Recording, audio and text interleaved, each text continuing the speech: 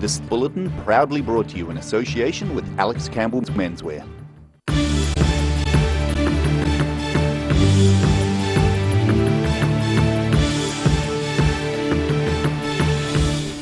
Tonight on The South Today, Michael Woodhouse keeps quiet on any leadership contest. Invercargill's Transport World showcases a unique collection of Ford racing cars. And we remember the impact of US preacher Reverend Billy Graham.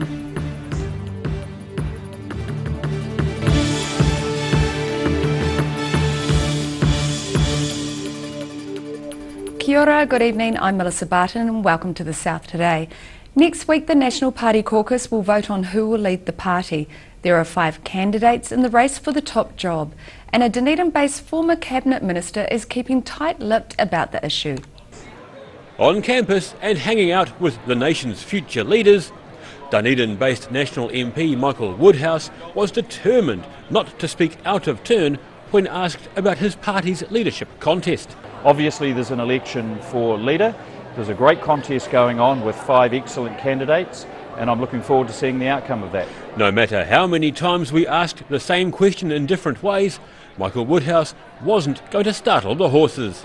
Look, I haven't made a decision about who I'm going to vote for next week. I've been talking and listening to all of the aspirants. I've certainly got some views about where the party and the country should go, and I'm confident that we can get the best leadership team out of the aspirants who put their names forward. But as I say, it's too early for me to name a pack or even to know yet. Although he agrees a gender balance is important for the party. I think what's also important is that leadership isn't just the top 2 people in a very strong political party. Leadership needs to be required of every MP, 1 to 56. And the important thing through this process is that we get the right outcome, but also that we stay strong and that we get back to the business of holding the government to account and looking like an alternative government. Michael Woodhouse says he's enjoying being in opposition and is pleased to have signed up at one of Dunedin's golf clubs, but says people should expect a strong showing from National leading up to the next election. Daryl Baser, The South Today. The fortunes of Dunedin company Scott Technologies continue to rise, with the recent purchase of a European business. The Kaikorai Valley-based engineering and automation firm has bought the assets of Alve Group. Alve's headquarters are based in Belgium and operate across Europe. With products and markets similar to Scott, the purchase fulfills the company's expansion goal and allows access into international markets. A rare collection of historical racing cars is on display in Invercargill this month. The exhibition of Ford vehicles opened at Transport World last week. Sharon Rees has more. Car owners from all over the South Island have loaned their prized possessions for a unique and rare display. The Celebrating Ford Motorsport exhibition has brought together 20 Ford racing cars, each with its own story in the history of New Zealand motorsports. And it's been a big draw card for petrolheads everywhere. People are really excited to know that we've got all the Ford Motorsport vehicles here in Invercargill. There's lots of sort of individual highlights, but I think overall it's just the fact that the whole collection is here and people can come along and browse through, and there's something for everyone. But for workshop manager Graham Williams, the highlight of the display is the PDL Mustang II, which he says is technically perfect. This is one of the most famous racing cars in this country. Debuted at the end of 1973 at the forefront of technology for those times, and is still up there. He praised the owners for loaning their cars to the exhibition, saying in his 40 years as a mechanic, he'd never seen such a unique collection. Letting us have this in the museum with these other famous cars is something that may never be repeated again. With such class company like it's with here today, with the Paul Radisich Mondeo Championship car. This Celebrating Ford Motorsport exhibition runs for another month. Sharon Rees, The South Today.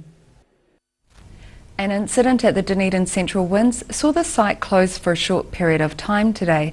Currently, the 3 Dunedin service centres in Dunedin Central, South Dunedin and Mosgiel are operating on restricted access. This means only those with an appointment will be allowed entry to the site until further notice. Anyone without an appointment who needs work and income assistance should make contact toll-free on 0800 559 009 or access services online via MyMSD. US preacher Reverend Billy Graham, who died aged 99, visited Dunedin almost 50 years ago. Roselle LeBone caught up today with some of those influenced by him when he turned up to 20,000 strong crowds at Carisbrook. US evangelist Reverend Dr. Billy Graham, shown here preaching in New Zealand in 1970, died last night, aged 99. This is precisely what Jesus said. I am from everlasting to everlasting. I am that I am. The US preacher first travelled to New Zealand in 1959 and 10 years later made it to Dunedin's Carisbrook Stadium, where 20,000 spectators gathered to listen to his message. His influential ministry still reaches the young faithful today in groups like the Tertiary Students Christian Fellowship. He preaches a message of hope and love and a God who is looking for a relationship with us. University of Otago student Jeremiah Kapadia remembers Graham preaching to hundreds of thousands of people at a stadium in Los Angeles, while former uni student Simon Sim visited the Graham family home in the USA. I've never seen anything like it, because to go to a church service, sure, is like 50, 60 people, but when a whole football stadium is filled, that shows us how much he was revered and respected. I think the Christian faith has been described by Eugene Peterson to be a long obedience in the same direction, and I think Billy Graham is someone who exemplifies that phrase. In later years, Graham distanced himself from the evangelical political movement he had fostered, avoiding scandals and refusing to endorse candidates or discuss conservative issues.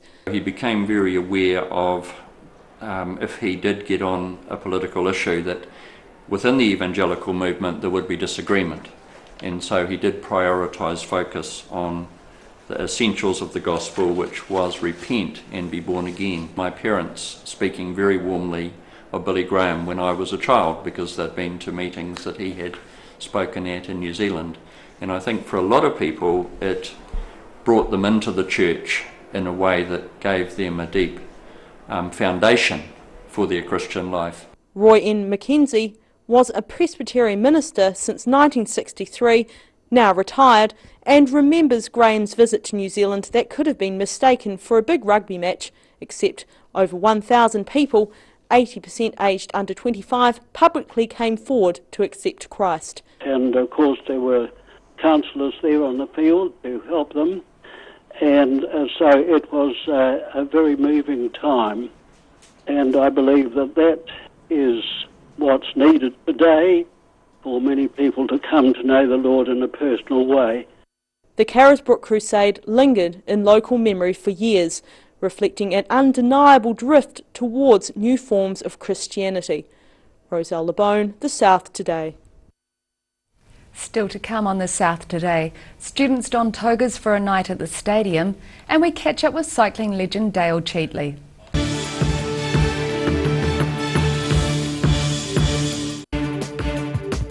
For all your news from the southern regions as it happens, go to our Facebook page.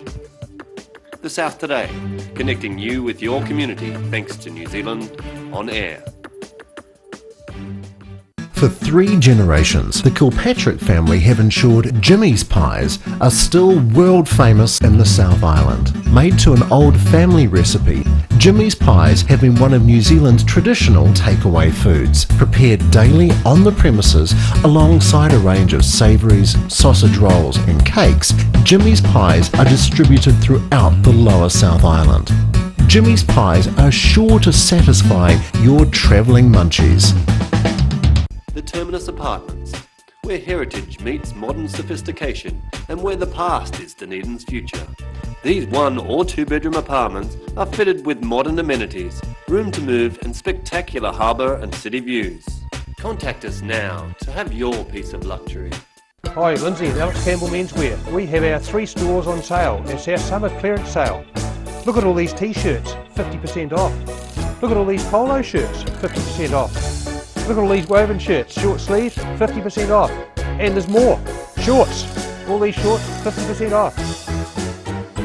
Every reason, every season, we're proud to dress the region. Alex Campbell Menswear, it fits. But wait, there's more. 25% off all our regular lines off the normal price.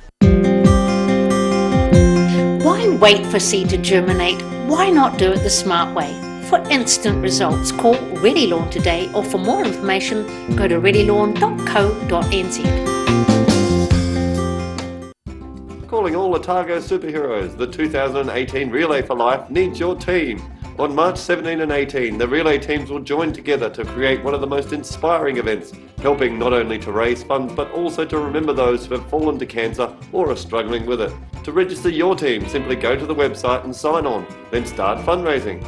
It's about celebrating, remembering and fighting back. Be a superhero and register now at relayforlife.org.nz. Free heart transmission. Please open your heart. Chi is flowing freely. Chi is nourishing. Chi is loving.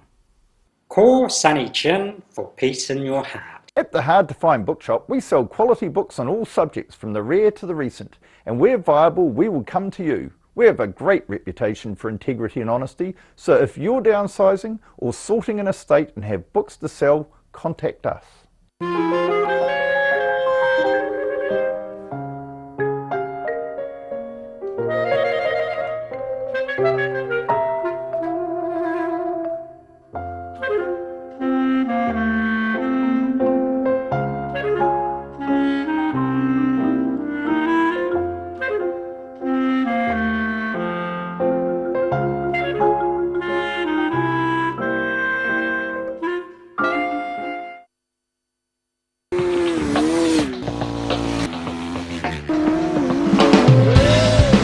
Tune in this Thursday, 7:30 p.m. for the highlights of the 2018 Birdman Road Challenge.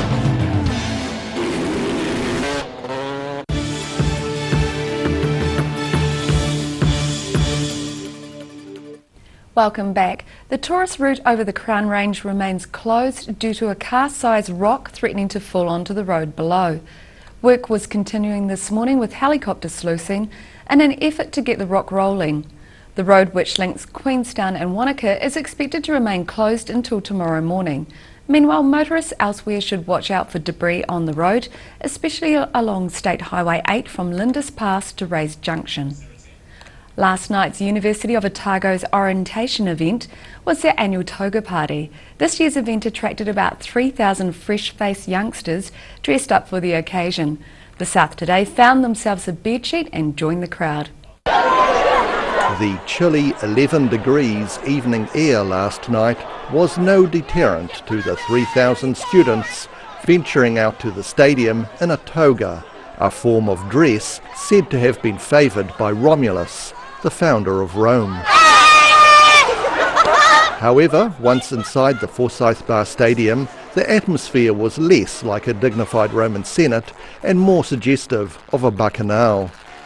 Things didn't get too out of hand as a team of security guards made sure students abided to the temporary alcohol ban around the stadium and in nearby Logan Park.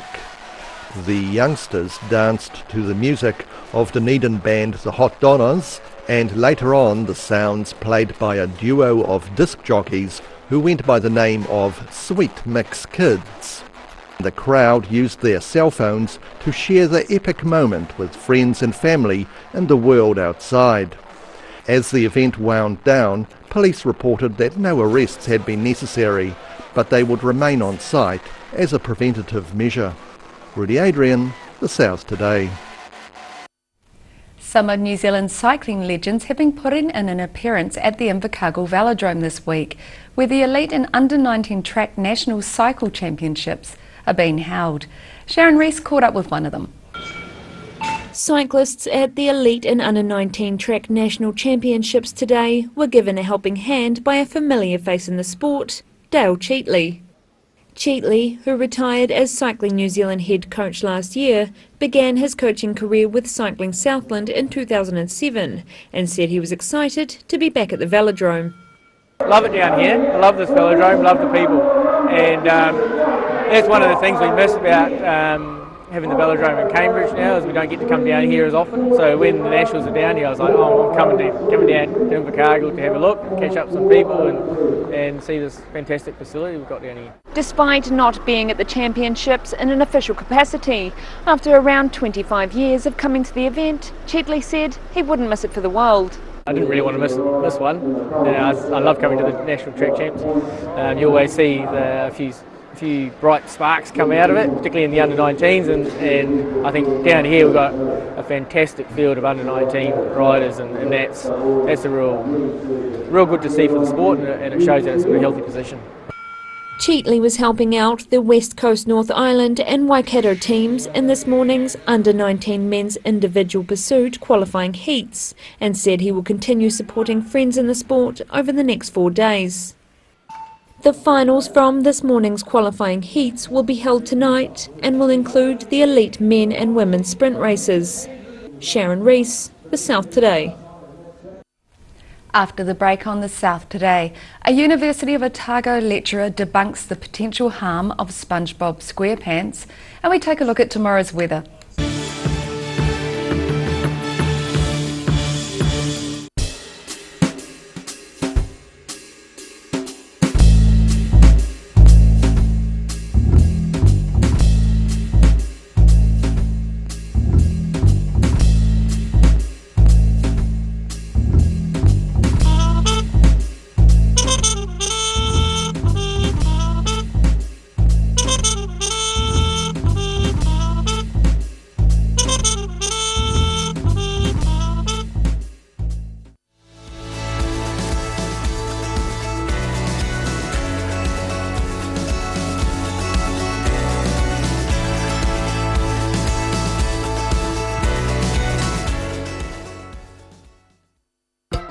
Hi, Lindsay here from Alex Campbell Menswear. Once again, we've opened up a pop-up store in George Street, right beside McDonald's. We've got up to 70% savings on normal retail. There's some great buys.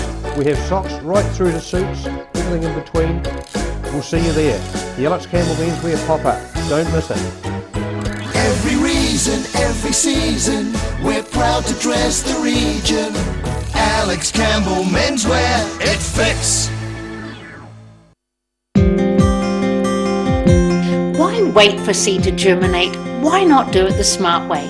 For instant results, call Ready Lawn today, or for more information, go to readylawn.co.nz.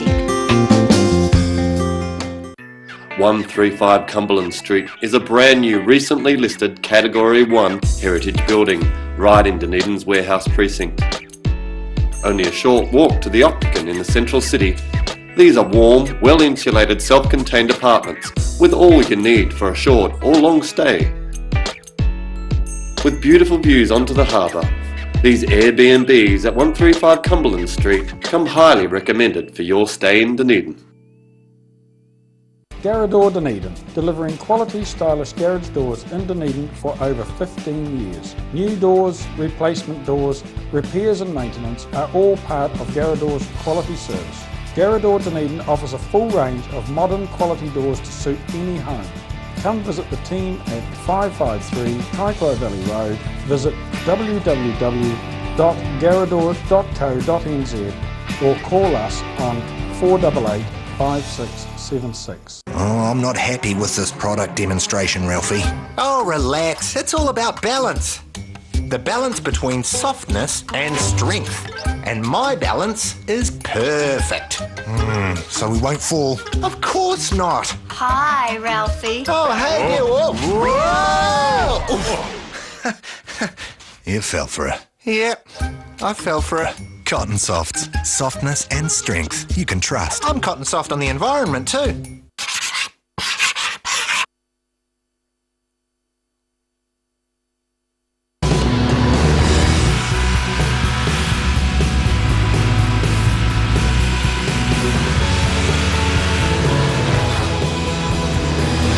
Helping New Zealanders to do more. Talk to MTF today. Active Interior Design in Mornington are the curtain and blind experts. The team can even advise you on outdoor products like awnings and umbrellas, and will ensure that everything is perfect. For interior design with flair, call Active to book your free in-home consultation or call into the showroom in Mornington.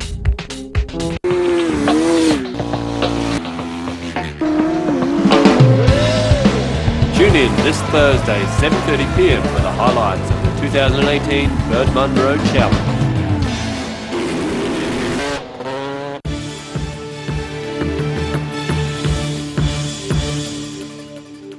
Thanks for staying with us. The effect of television on young minds has been debated by academics for more than 40 years.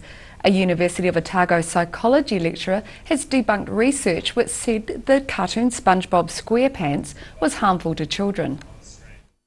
Once upon a time, Sesame Street was considered detrimental to children's development. I think that it's consistent across time. I think that a generation looks at the current generation and sees things that are different and tries to, I guess, explain some of the issues that maybe the newer generation is experiencing. And so SpongeBob was the one that was tested, most recently, but in the 70s it was Sesame Street, and people were arguing that Sesame Street was too fast-paced and that Sesame Street was going to have a negative impact on learning and memory.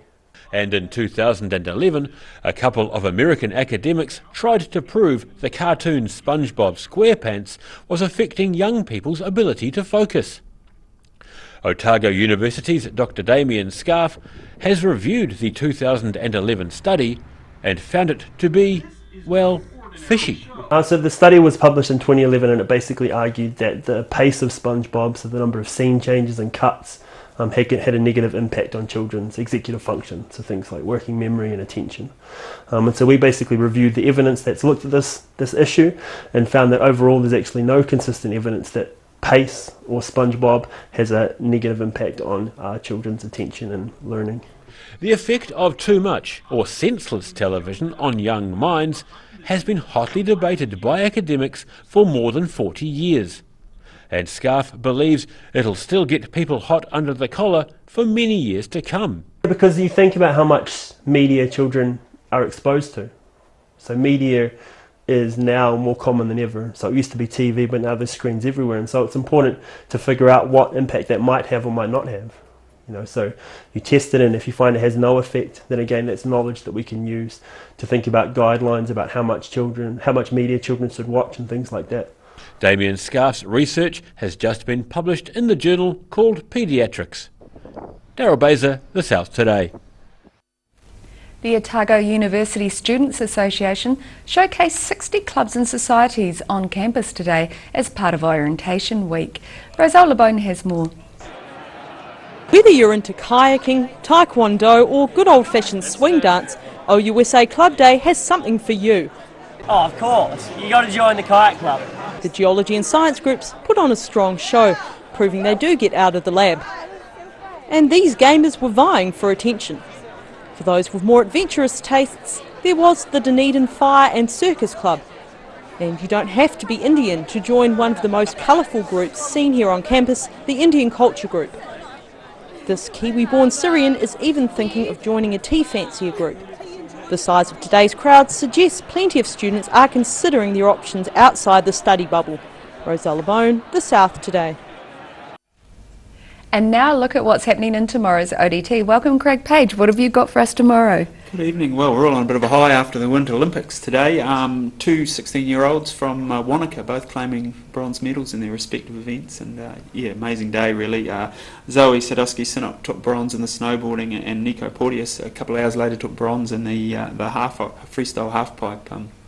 Nico was one of the last to qualify for his event, but then pulled out a huge run in his first race, and just jumped up into the top three, managed to hold a spot there. So Nico's now the youngest ever New Zealander to win an Olympic medal. That's Summer and Winter Olympics at 16 years and a few days. So pretty amazing achievement. What a wonderful effort. It was, lots of excitement in Wanaka as well, where both athletes do most of their training. We're at Mount Aspiring College today. There's Zoe goes to that school, and all the school gathered to watch her perform. Lots of oohs and ahs, particularly in her last run when she took a bit of a tumble there. So great excitement, and we also spare a thought for Byron Wells, another Wanaka snowboarder who was favoured to pick up a medal there. Did really well in qualifying and injured himself in a practice run before the event. Couldn't compete. So carted away to hospital in an ambulance, unfortunately, with a leg injury. So, but a huge day. Wonderful, and a bit disappointing for the Wellsbourne. Yeah, definitely. And tomorrow on our Inside Out features pages, we look at how to create the perfect soil for your garden. A bit of a 101 on composting from Ben Elms, who's otherwise known as Dr. Compost. Mulch and manure are apparently the keys, so bear that in mind. I will. And finally, on the sporting front, Cricket Whites we put aside temporarily, and the rugby starts end of February. Highlanders and Blues at the stadium tomorrow in the Super Rugby clash. We catch up with Ben Smith, the Highlanders captain, who's had a bit of a break. Took an early break end of last season, didn't go on the All Black tour, so he's fresh, raring to go.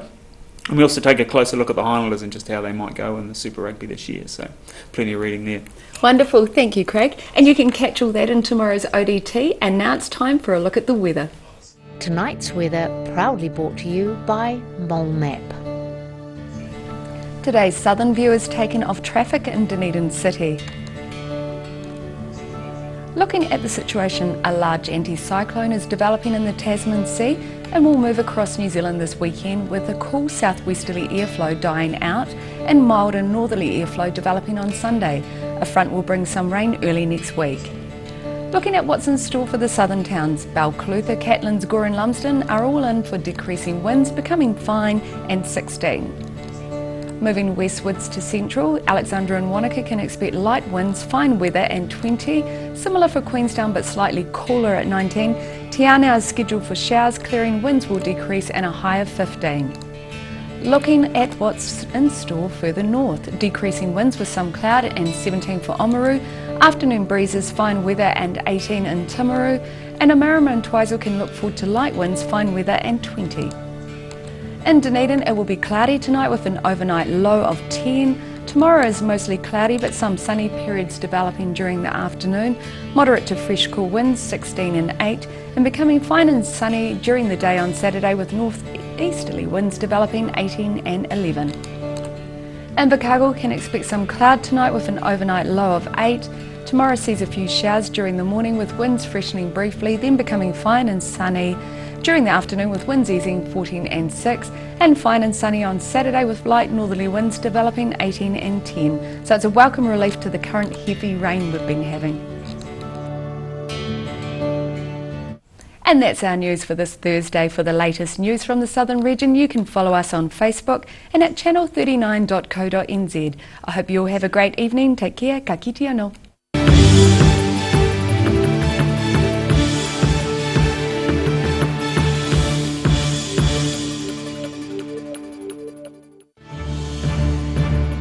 This bulletin proudly brought to you in association with Alex Campbell's Menswear.